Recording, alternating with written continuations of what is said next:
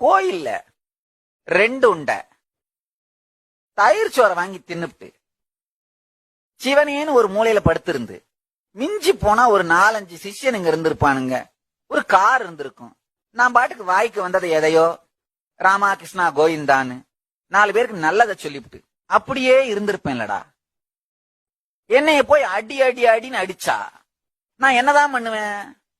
நான் ஒரு பரதேசிடா. பரதேசிகளை எல்லாம் அடிக்கப்படாதுப்பா.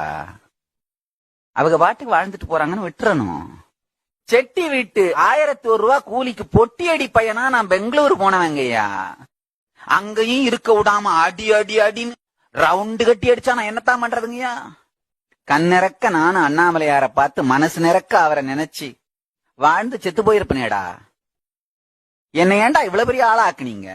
எதுவானாலும் சரி மீனாட்சி மீனாட்சின்னு கூப்பிடுங்க. உடனே அம்மா வந்து அருள் பண்ணுவா. என்னாச்சு என்னாச்சுன்னு